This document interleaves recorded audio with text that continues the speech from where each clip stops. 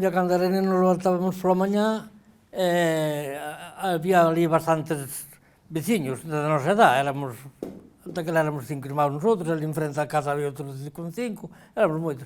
E a correr cando non había escuela. Cando había escuela, na miña casa non me perdonaban un día que non pudera ir que non deixara de ir á escuela. Bueno, viñamos á escuela, éramos 80, había matriculados 95 pequenos, pero éramos 80 habitualmente.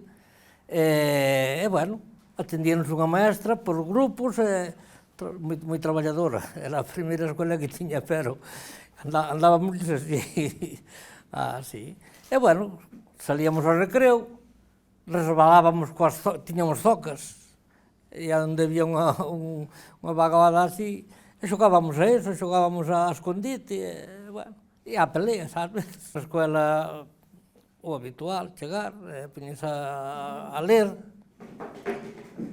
leíamos polas mañás, tiñamos os lunes aritmética, os martes geografía, os miércoles matemáticas, os sociales, así íbamos estudiando, outros que estaban empezando a ler, iban por grupos, pero máis ou menos era o que había todos os días. Antes había escuela o sábado, descansábamos os jueves pola tarde. Aquí ao redor da iglesia, había un punto aí no centro da iglesia, o último que chegaba, como se dicía, pandaba. A pelota tamén xogábamos, xogos tradicionales que había daquela que non había cousas así, a parte da pelotas, outros artificios non había.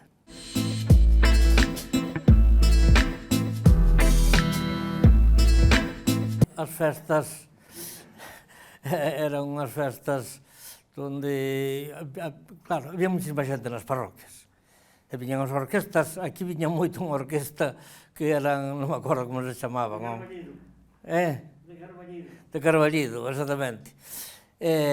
Bueno, había pola mañá a festa, ou que digo, a misa, tocaban Resulta que durante a misa, contestaban, a orquesta contestaba os que cantaban os curas, botábamos hora e media na misa. E pois salíamos, a xente xoven bailaba ao ritmo da orquesta, facíanse as festas aquí, un palco ainda está aí, e bueno, despois ibase a comer, e á tarde, para as festas. E despois ibas bailar coa rapaza, e tiñas que cederlle a parexa se viña estaba bailando coa tua rapaza, ou con unha amiga, permíteme o baile. E ala. E a veces había peleas, porque non deixaban, non lle cedía o baile unha a outra, e bueno, eso era o habitual. Bueno, hai a festa na Regueira, e xuntábamos 7, 8, ou 10 ou 20. Eu teño ido varias veces andando, cando era máis rapacete. Despois xa empezaron a vir as bicicletas, aunque había algo de bicicletas, pero bueno, despois xa íbamos en bicicletas. E íbamos, pois xa, sempre 10 ou 12 ou 15.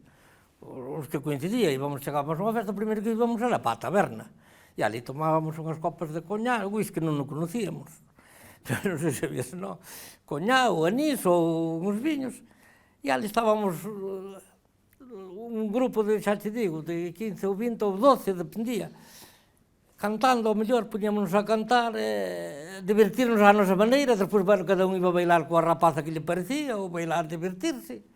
E así pasábamos as festas, e despois, así que se acababa a festa, daquela non duraban moito. A partir das 12 ou a 1 da mañá, viña a Guardia Civil e levantaba a orquesta, e viñámonos para as casas, pois nada, por aí cantando, andando, facendo ás veces tonterías.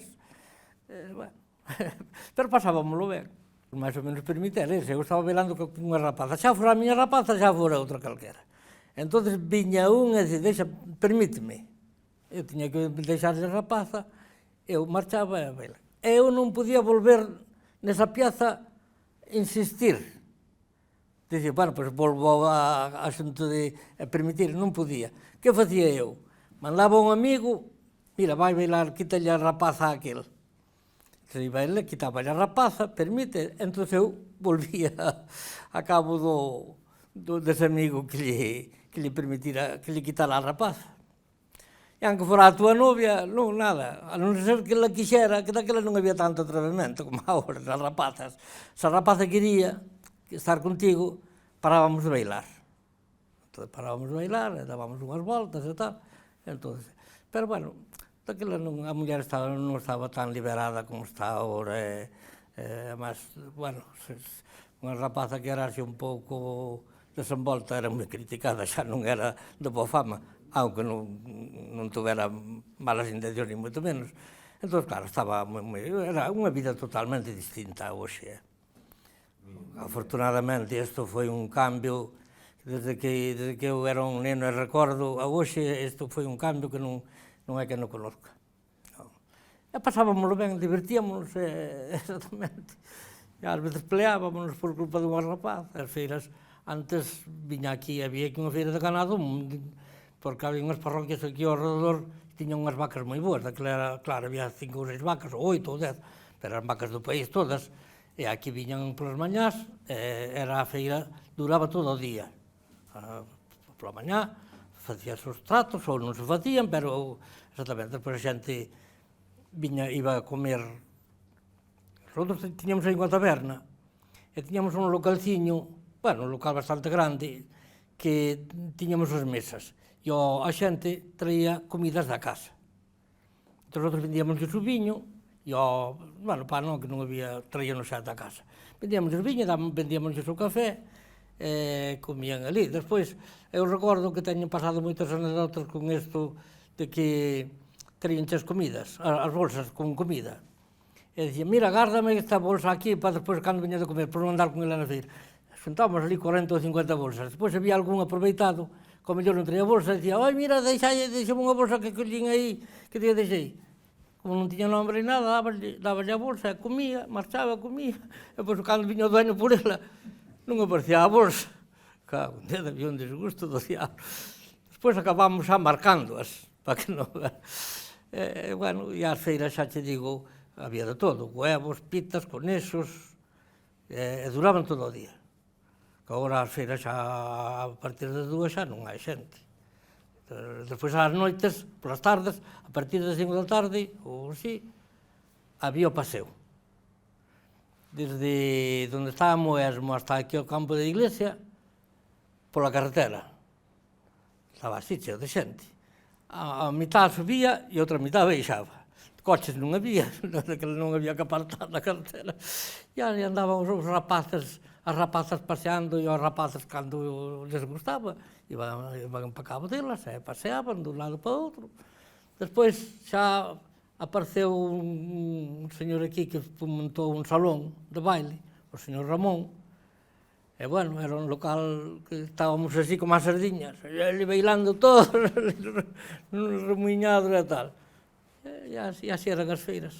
Os vellos, vamos, a xente maior, así que facía o negocio, o trato, compraba e vendía, todo iso, ás noites marchaban para as casas, sempre quedaban os residuos por aí, despois bebían máis da conta, andaban aí a peleas, tenía a vez que había máis peleas de noite os días das feiras, por iso de que, bueno, o viño facía millas.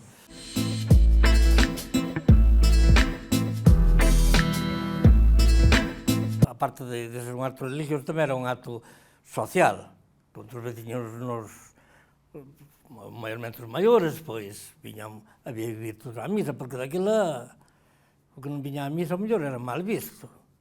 Entón, o cura, igual, dependía como fora o cura, que había curas que eran un pouco severos e amenazaban a xente, vir, tal, había que virse a confesar, os pequenos viñamos todos á misa, eu fui sacristán, uns anos, porque depois, según iban vindo outro, que era Dios, iba vindo dos sacristáns. E, bueno, tiñamos, sí, viñamos á misa, había moito, daquela parroquia tamén, moitísima xente. Isto abarrotábase de xente a iglesia, sí. E depois salíamos pa aí, os pequenos, cando éramos pequenos, a correr, e xogar uns outros, e cando fomos un pouco maiores, pois, fazer comentarios, e falar cos veciños, e tal. E depois subíamos, bueno, eu vivía aí no centro do pueblo, pero que era da parroquia, subían hasta ali, había tabernas, tomar algo, charlar, sí, Había moito, era un encuentro social, unha boda, claro, había que falar co cura, o cura iba a buscar ou te mandaba a buscar o permiso a Mondoñedo, e bueno, depois as bodas eran as bodas, cando me casei, pois, vamos a ver, era nunha parroquia aí a 11 kilómetros, e íbamos a familia invitados, íbamos buscar a rapaza á casa, o día da boda, iba o marido, o novio, mellor dito, en aquel momento, e aos familiares, os pais, aos amigos, aos invitados, íbamos á casa da novia. E ali tiñan pasteles, non todos os sitios era igual, pero había esa cosa. Tiñan os pasteles e os viños e estábamos ali tomando hasta que era a hora de ir para a iglesia. Chegábamos á iglesia e a unha boda como a da hora, íbamos o padriño coa novia e a madriña co novio ao altar, e ali o cura dábanos a bendición e o siquiero. E despois íbamos comer, neste caso, na casa de meus sogros, tiñan unha casa bastante amplia, tiñan como un pasillo grande, e fixemos a comida ali na casa viñeron algún camarero, e bueno, así. E despois fomos de luna de miel a Santander, unha semaniña, ou 10 días. Ali estivemos 8 días, depois recorrimos un pouco o norte de España, por Madrid, bueno. Pero, bueno, moita xente naquela etapa non se podía permitir ir así de luna de miel. Iban para casa. Eu teño oído a algúns que se casaban. Unha vez tiña ali un obreiro á nosa casa e dixo, caseime hoxe. Xa ás 6 da mañá fomos casarnos á iglesia que... E foi ela para a casa dele e el para a dela. E viñeron, el veu traballar á nosa casa e, bueno, unhas bodas celebrábanse como sempre. Despois había tamén outra costumbre, cando se casaba, daquelas as bodas normalmente facías na casa da novia. E de noite, tiñan un pajar ou un local así ao pé da casa, e iban os veciños xogar ali. Non sei como se chamaba iso, non sei por esa cosa. Ibas a xogar ali a un local e viñan invitar os da casa da novia. Despois, se era unha novia que non había moito respeto, igual lle cantaban tonterías ou que houbera. A veces, agora que estou recordando isto, que moitas veces non penso niso, chámame a atención como o sistema que había de, xa te digo, incordiar ali a familia da novia. Pero estábamos de 30 ou 40 rapaces, rapazas non, eran homes. Moitas veces acababas en liorta porque vivíase demais. Era unha vida, desde logo, se eu penso ben, totalmente distinta.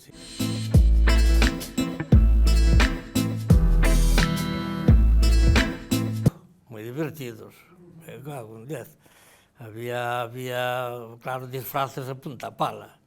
Despois había uns que lles chamaban os faroleiros, que andaban con as bolsas con ceniza e dabanlle un no lombo, pero aquela xente non se enfadaba. Non, poñeste perdido e nada. Andábamos con as tizas rayándolles os vestidos e os abrigos ás rapazas. Era moi divertida. Despois había moitos tipos de xogos. Había xogos. Eu recordo un ano fixeran aí montaran unhas mesas con chocolate, eran 4 personas do lado de 4 do outro, cos ollos tapados, dabanlle de comer un outro, e claro, divertido, cousas divertidas. Despois había o sermón do entroido, onde o entroido era juzgado, era o fiscal, o que dicía os daños que fixera todo o ano, entón, con relación a todo iso, condenado a morte. Entón, claro, era un muñeco feito de palla, e revestido, tal, con unha bomba dentro, levaban ali para o monte, e onde non houbera casas, explotaba o monte, explotaba o entroido, pasábamos de maravilla, eso era. Pois estaba aquí en Moimenta, había uns entroidos moi grandes, había moitísima xente todo ao redor, entón xuntábase moita xente, sí. E ao Outeiro, había tamén Outeiros, entroidos moi bons, todas as parroquias máis ou menos había entroidos. E pois tamén había estas cousas de, por exemplo, fiaban o liño, entonces, cando recollían o liño, despois había que tascalo, fialo, pois, ás veces había destregueiteiros de por aquí, chamábanlle a unha fiada, e íbamos para ali para bailar coas rapazas. Había unha foliada de, bueno, porque xuntábanse a mellor para fialo e liño e tascalo, de 12 mulleres, ou 15 ou 20. Pois tamén íbamos os rapazes para cabo delas, o que tiña rapaza, iba para ali o rapaz, e os que non tiñamos rapaz ou tal, íbamos tamén a bailar ou xuntábamos ali. Bonito era a armonía que había na juventude, na xente nova, íbamos para as casas, entrábamos na casa de calquera veciño, se estuvera aberto, ou que digo, houbera a xente ou non. Ali, tanto nesta casa de Morán, que é cerquiña, como a de Ramón e todo eso, facíanos falta unha ferramenta. Bueno, depois íbamos tamén, por exemplo, acordome agora, ás noites íbamos para as casas dos veciños xogar a partida os papás. Os pais xuntábanse en 7 ou 8 casas xuntos, xogaban ali a berisca e ao tute, ali toda a noite, e aos rapaces novos íbamos nos pasillos cantar a bailar coas rapazas, coas nenas, éramos todos pequenos. E ali, digamos, era o que había. E pasaban por un grande, a unha ou as dúas para a casa, e mañá na outra casa, pois íbamos para a casa de un, mañá viñan para a nosa, e así, mayormente de inverno.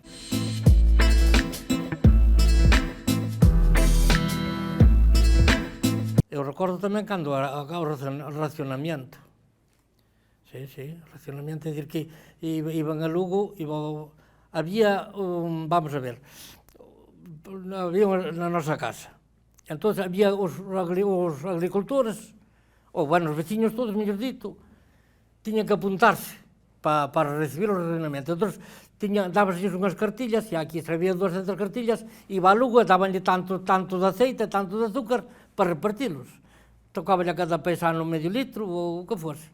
Levaban uns cupós, había que... Era, sí, era moita pobreza. Todo aquilo non chegaba a nada. A xente das aldeas vendía os ovos, vendía as carnes de cerdo, vendía os xatos, bueno, de todo eso. Sí, había moita pobreza.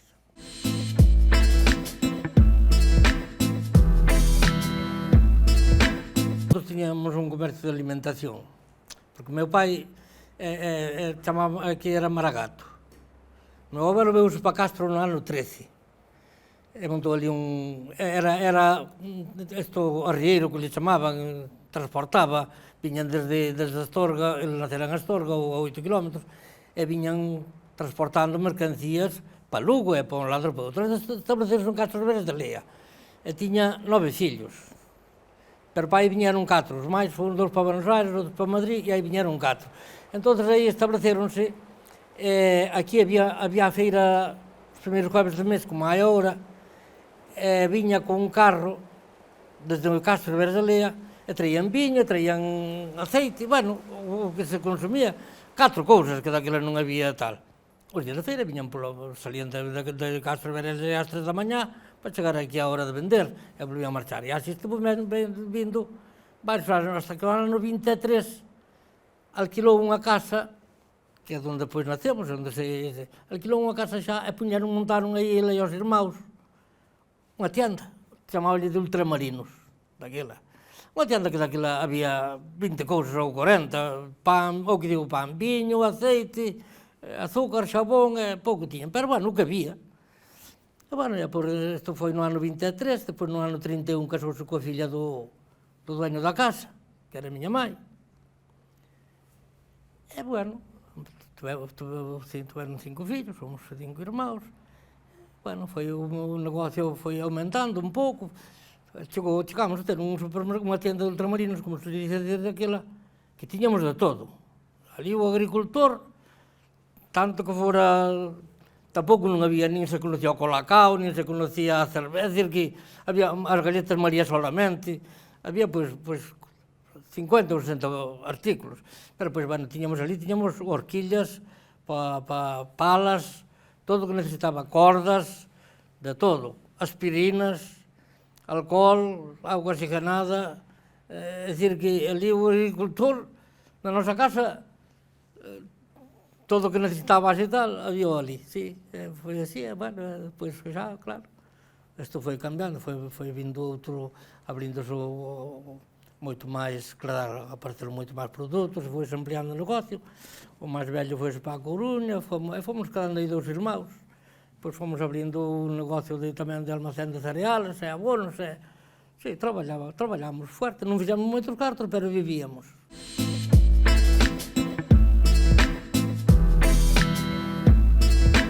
Supuxo, además, Elena, un cambio tamén, así, eso de xuntarnos ali no bar del Bariño, así a tope, para ver un partido de fútbol, ver películas, ver cosas así, sí, tamén xuntaba moita xente.